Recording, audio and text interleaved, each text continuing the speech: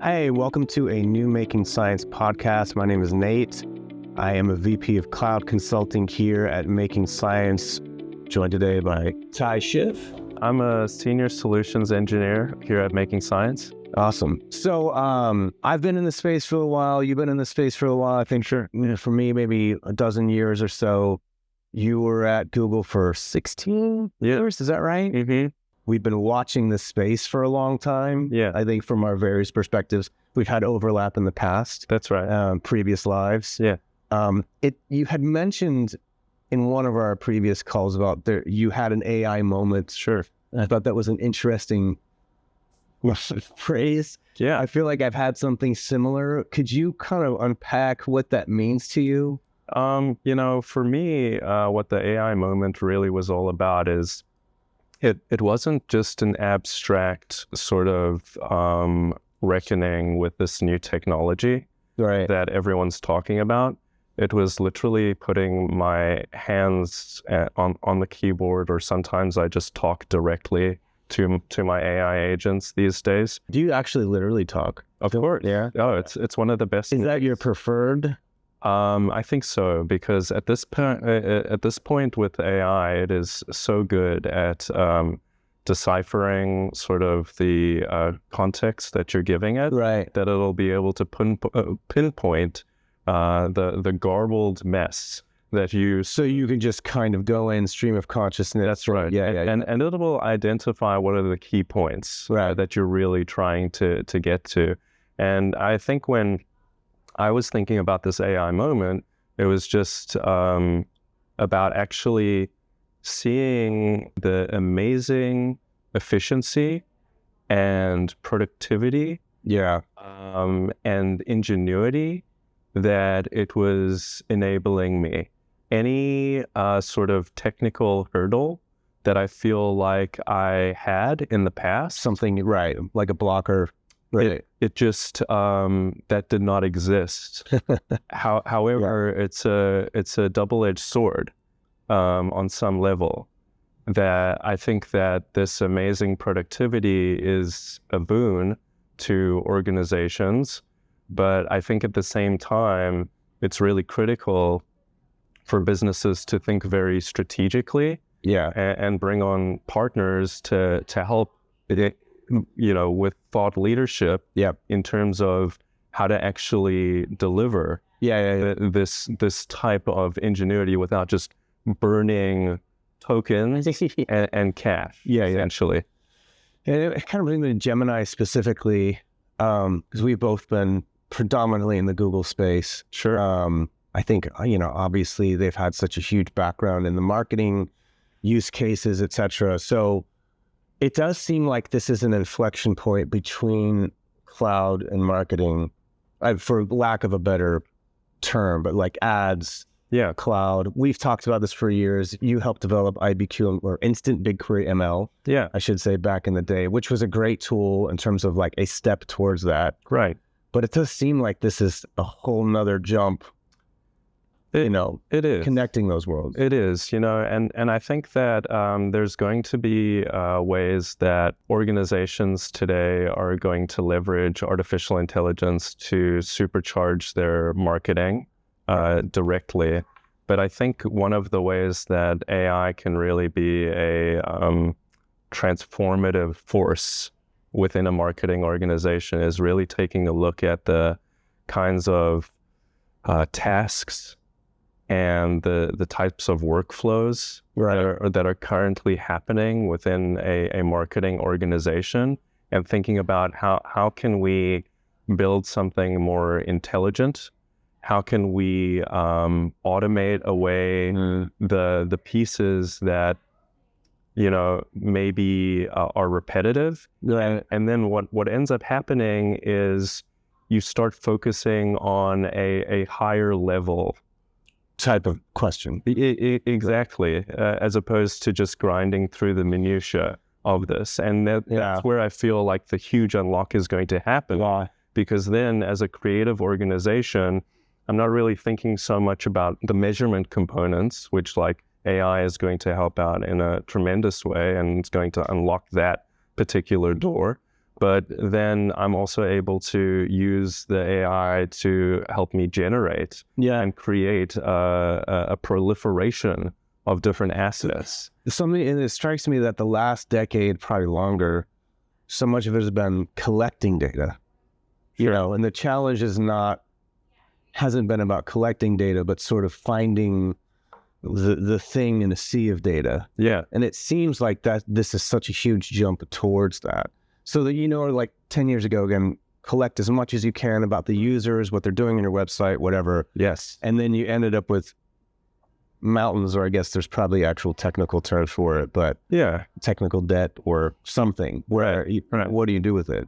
And then coming in and trying to give it structure, trying to give it, if it's not actionable, it doesn't matter. Yeah. Like just collecting it doesn't matter. Absolutely. And I mean, like, this is the question of, like, you know, first party data and third party data. And I think that there's been like really big strides that Google has made over the years to make that data more actionable for customers. But at the same time, I think that, you know, wow, there's just now this huge unlock. If you are somebody who is trying to truly personalize a creative, or trying to, you know, generate some ideas, or trying to say to myself, how do I do this in a smarter, better, faster way?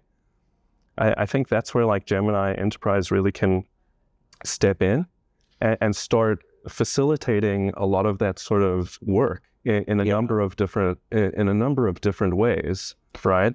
And it seems like part of what you're talking about, there's kind of two distinctions, and maybe there's more. Yeah. Because I constantly, almost daily, think of new ways of using it.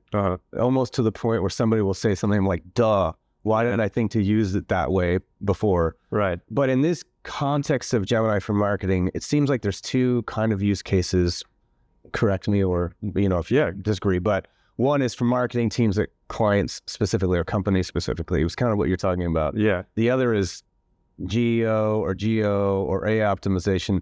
I don't even know if there's a term that everyone has agreed to, but it's like SEO for AI, right? So, which is more about the user finding your product or whatever it is that you're. And I mean, isn't this the holy grail of marketing at some level, right? It's like, you know, and I think people have been asking for a very long time. It's like, I want the perfect ad at the right time with the right message, like all of the things right now, you know, in that moment. And it's just like, I feel like AI is finally converging to this point where it becomes possible. It's just a matter of like operationalizing it. Right. And I guess structuring it in a way. And to that point, maybe this is a two-part question, but one, the difference between something that's actionable versus a gimmick, or something that's just kind of not useful, and where does somebody start? I think that the thing that strikes me is that the barrier to entry in this is actually a lot lower now than a lot of people might realize. I think so. But a lot of what gets presented is probably maybe seems gimmicky. Yeah.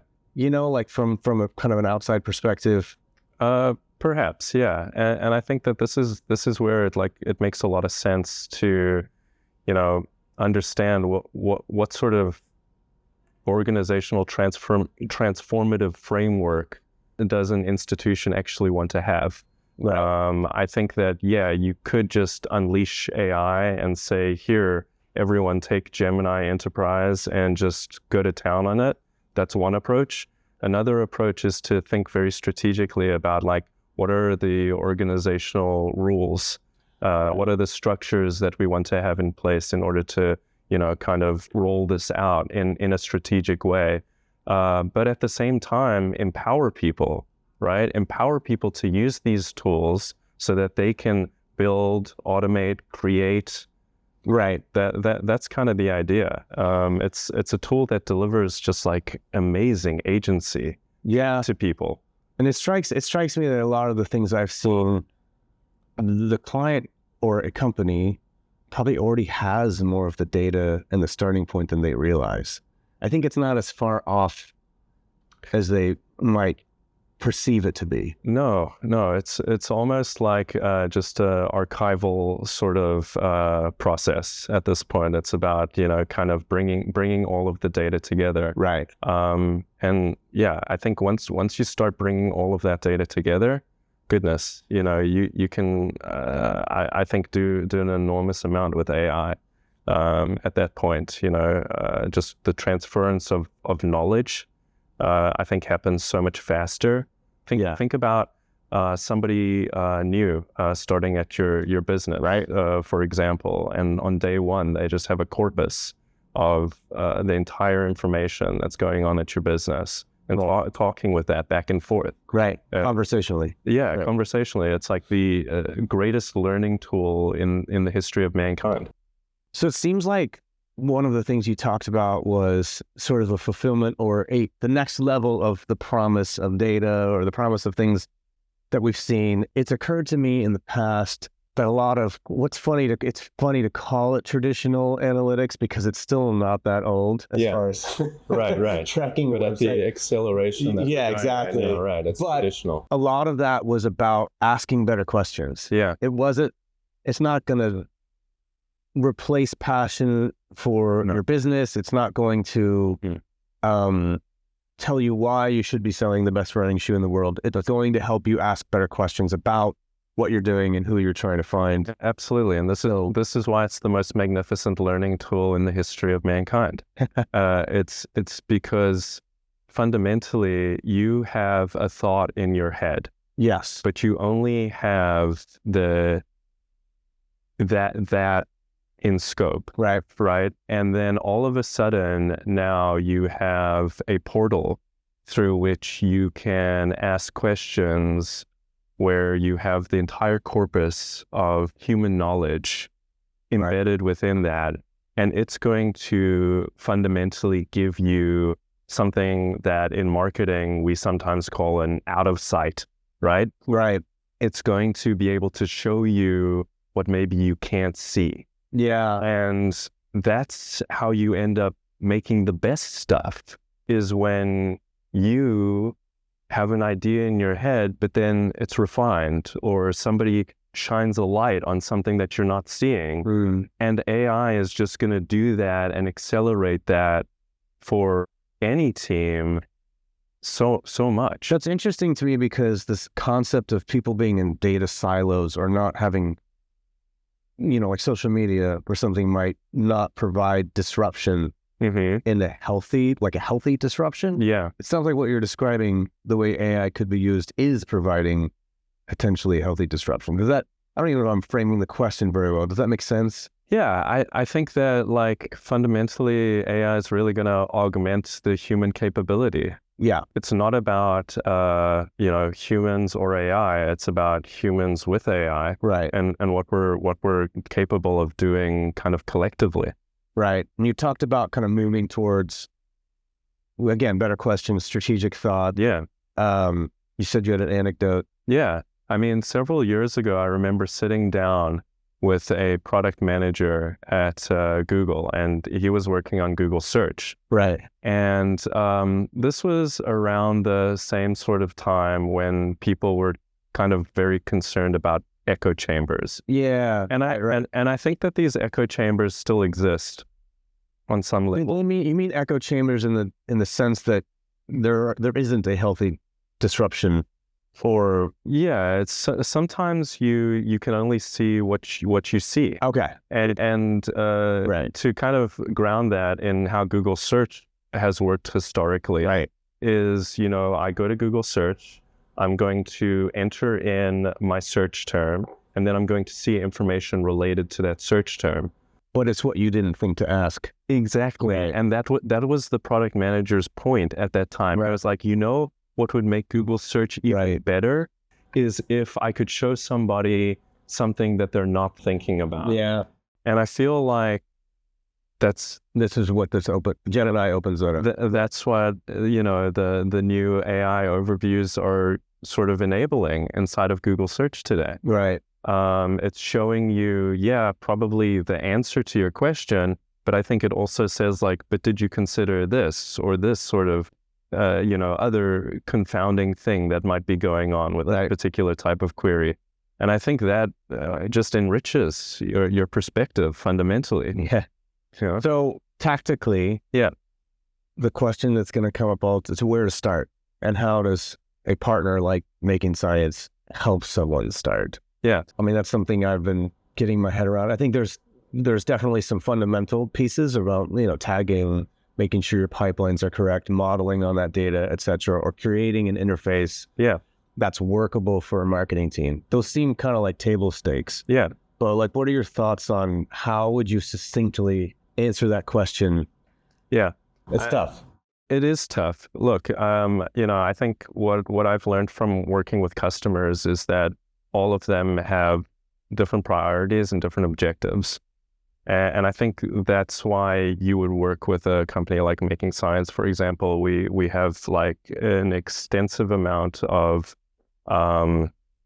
background and experience in the marketing space. We're thought leaders. And I think that by bringing in a partner like Making Science, what you're doing effectively is you're helping to cull through those priorities, those objectives, and you're coming up with a framework for how to effectively transform your organization. And I think all organizations need to be thinking about that today.